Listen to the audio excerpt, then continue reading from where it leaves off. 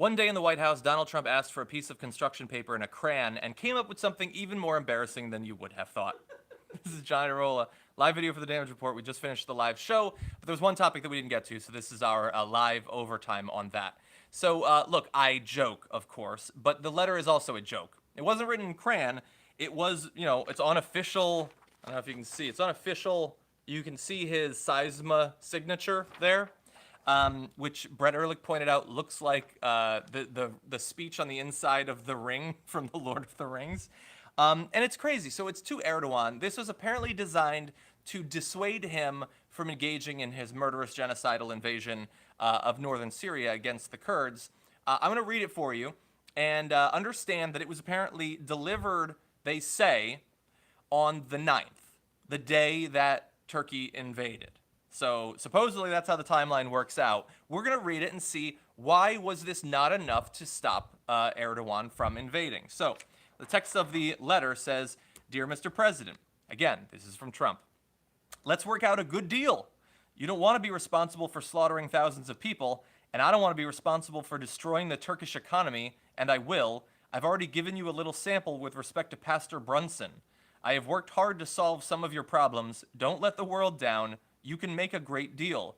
General Mazloum is willing to negotiate with you, and he is willing to make concessions that they would never have made in the past. I am confidentially enclosing a copy of his letter to me, just received."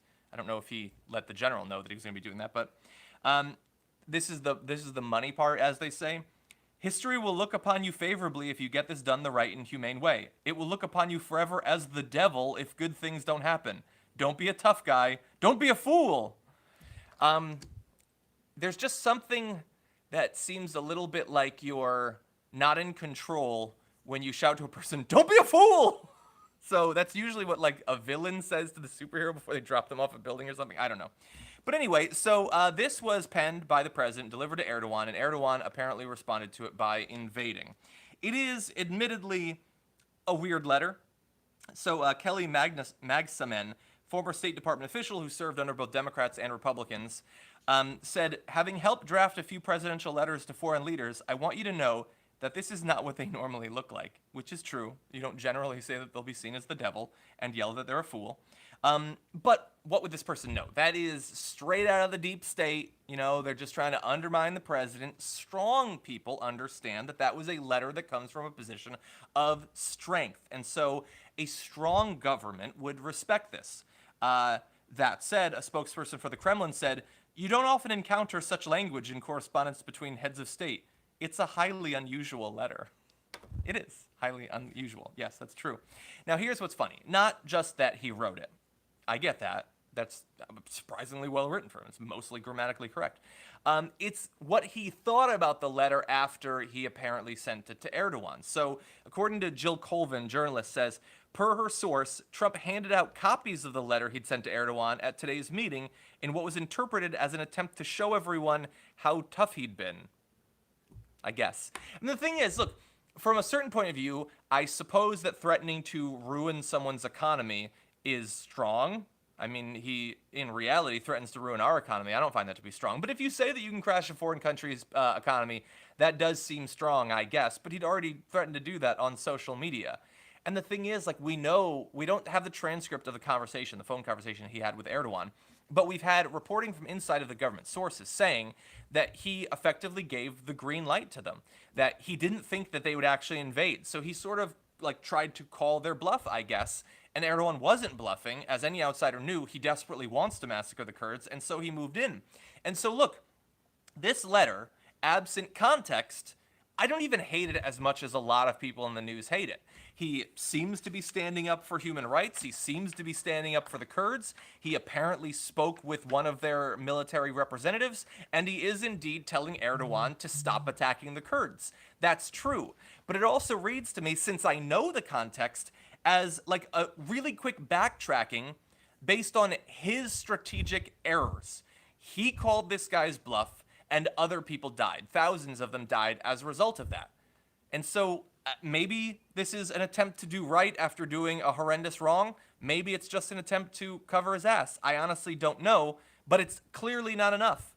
And it wasn't enough at the time because despite the fact that Trump and the White House apparently thought this was super strong, according to the BBC News, Erdogan put U.S. President Donald Trump's letter in the bin. He just threw it away. He apparently did not think it was that strong, and indeed is invading at a speed at which we need to flee our buildings and bomb them to stop them from Turkey taking them over as they are invading. And also, as I reported yesterday, going into Kobani, an area that was explicitly set aside that they said they would not attack, that our government gave assurances would not be attacked.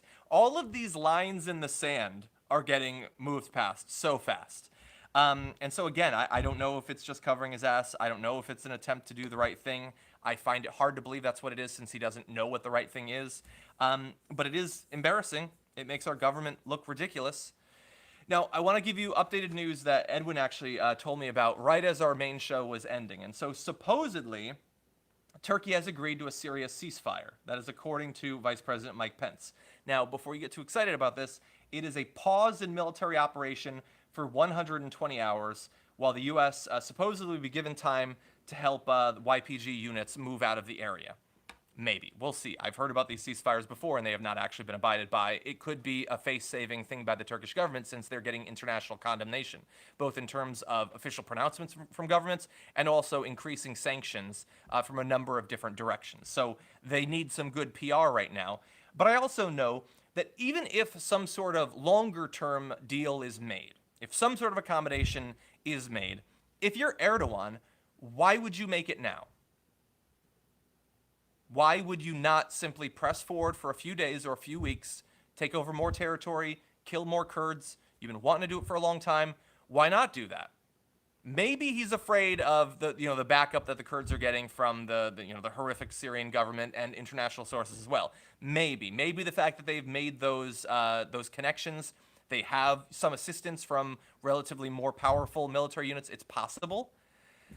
I don't know. I don't think that Erdogan is likely to abide by it. And even if we get the 120 hours, it gives him more territory that the Kurds have been holding. And again, I mean, this is a go-to chapter in the Kurdish history book, that their desire to actually have some territory that they can make their own space in, that they can hold on to, that can be their territory, is always taken away from them by someone. It's not always Turkey, but in this particular case, it might well be. So that's immediate breaking news. I don't know for sure what's going to happen with that. Best case scenario, we get the 120 hours and less people die. That would be awesome. Better case scenario, I guess, would be some actual accommodation is made that preserves both the lives and the autonomy of the Kurds. But I think a lot of people probably doubt that that's actually going to happen anytime soon, especially before more damage is done to them, more deaths pile up. Okay, so that's basically the breaking news in my response to the letter, which I felt obligated to give. I've been trying to follow your comments. It's been a little bit harder as I've been reading these graphics, but feel free to let me know what you think. Lay, thank you for the birthday wishes. I hate you. So this wasn't a love letter. No, this is actually the most harsh he's ever been to a leader like that, actually. So again, while it's embarrassing, and I joke, that's why the title is, that it's bananas and everything, and it is, there are worse things he could have done. But again, I suspect that he has some sort of, he's making money in Istanbul, we know right now. Okay, people are saying that the phone volume is too low. The thing is, I have an actual, good microphone. I don't know if you can't really see, but I have a good microphone. I'll have to figure something better out. We should be impressed that he wasn't kowtowing to a dictator. That's true. I don't watch Trailer Park Boys. Some people are saying fine. Oh, yeah? Oh, I love I haven't watched it. Let's see. When was the last time you heard or read someone say, "Don't be a fool"? In a comic book, honestly. That's not a thing. I don't think I've ever said it until today. In those words in that order, I honestly don't think I've said. Fewer people, not less people. Chris, don't do that to me. Don't Stannis me, okay? I've gotten as far as I've gotten. I've learned the grammar that I have. It's not getting any better after this. He just announced that G7 will be held at his property. Midwest says, yeah, that I did notice that. When he floated that as a possibility that it would be at Doral, he was attacked a good amount. Decided to do it anyway. Why not? He's going to make a ton of money. A ton of money. Some people are saying they don't know if the letter is authentic. We do know that it came from the White House. We don't know for sure that it was sent, although the BBC saying we know what Erdogan's response was in balling it up and throwing it in the trash implies that it was actually sent, but I understand that. I have not read The Silmarillion. Trump is better than this. This is not who he is. That's funny. I assume that's a joke, right? How many people will show up to Bernie's rally in New York? Look, a lot of people were going to show up to his rally in New York, no matter what. The fact that it was a comeback from the heart attack means it's going to be bigger. The fact that AOC is going to be there and she's going to endorse him, this thing could be massive, and I really wish I could go. I assume Emma's got to be going, right? If she's not, I'm going to have words with her. She's got to be there, but it's going to be big. I hope that they have space. I don't know where it's being held. I don't know what size audience they were planning for, and I don't know if they knew from the beginning that the endorsement would happen there, but we'll see. How do you feel about Elizabeth Warren as Bernie's VP? I think that look, purely strategically, those two together, their share of the primary electorate is big, so it makes sense strategically. There are probably other people that I think would serve the position better.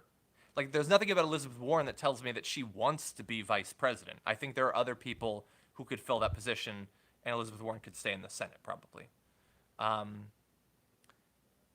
AOC for speaker, get rid of Mummy Dems. I would love for her to be speaker. I could see that happening at some point. How do you feel about Shahid Buttar? He's actually going to be joining the show very soon. We've had it scheduled for some time. It's just the first opportunity that he was available was weeks out, but it is going to happen soon. Warren as Treasury Secretary? Yeah, that's a possibility. Yeah, maybe. Maybe we'll see. I'm going to do a video at some point about sort of a dream cabinet. I haven't gotten to it yet. You going to Politicon this year? No. It's not in LA, and I have to work. I do find it to be fun, mainly not for the events, mainly for the meeting, like fans of the show and getting to coordinate with them and all that. That is good, but no, I'm not going to be able to be there. Kevan says Ronan Farrow's book. Yeah, I did a live video actually about one of the most shocking revelations from it earlier today, so definitely look for that. Lay, would you debate Shapiro? What would be the purpose of that? I know the purpose ostensibly for him is brand building or whatever, so I guess I could do that. I could, like, yell at him, and people who agree with me could be like, yeah, John! That would be cool. I'd probably get some Twitter followers or something, but other than that, there's no purpose. Nobody's going to be convinced by it. It's like I would be purposefully using my time to attempt to persuade people to follow my values in an environment that minimizes the chance that that will actually happen. I do that every day on this show. And Ben Shapiro's not invited, so even better. I had to use my body to sell drugs. Bart, you got issues. Can we vote on getting Kyle Kalinske on the show more often? You should message him. I mean, he's been on before a couple of times. I would love to have him back on. The issue is that he does a daily show like I do, and time-wise it's difficult. Like when we have Michael Brooks on, we have to pre-tape it the day before because his day shoot's just too close to my time. So for people who do a daily show, it's difficult. Like I would love to have Anna on more, but she does shows every day, so it's hard. But yeah, I would love that. There's a ceasefire in Syria. Yeah, we were just talking about that, actually. We will see. Is Jordan Peterson a con artist? Obviously. What he should do is, his books are like 50% really obvious self-help stuff, and then 50% like tripping balls, crazy right-wing propaganda. Just write more of the stupid self-help stuff, okay? And you'll make some money. You probably won't actually really help people, but you'll make some money. It's when he gets into the crazy stuff that he loses me. Jank versus John wrestling match. You know, I didn't like it when you guys were saying arm wrestling. I'm definitely not wrestling him. Do we know what the sand thing was about? It was about racism. That's what it was about. Could we have TYT moderate a Democratic debate in the future? I mean, we're working on something like that already, actually, and hopefully more in the future. Where can we view your documentary on the North Pole? Unfortunately, the only place to view it is in the past. It's not available anywhere right now, really unfortunately. But we're hoping to eventually have that. It just sucks that it's not. It was great while it lasted. Yeah. Thank you. I appreciate it too. And Shavala just messaged me, my host on the show. Blurrenhead says, I noticed that the TYT main channel is subscribed to a bunch of news channels and Shut Up and Sit Down, a board game channel. Does that have anything to do with you? I don't know why they're subscribed to it. I mean, I'm subscribed to it. I love Shut Up and Sit Down. It's one of my favorite YouTube channels. And I got the chance to talk to those guys a little while back. Yeah, I don't know exactly why. John versus Anna arm wrestling. Okay, fine. I'll do that one. Anyway, okay, I would love to talk more, but I do have to go. Lots of work to do. Thank you, everybody, for joining me, both for this live video and for the earlier one. If you missed the live show, videos will be coming out on the YouTube channel soon. Kayvon, thank you. Sorry about the mispronunciation. And the podcast will be coming out a little bit later on today. So thank you. I'll talk to you guys soon.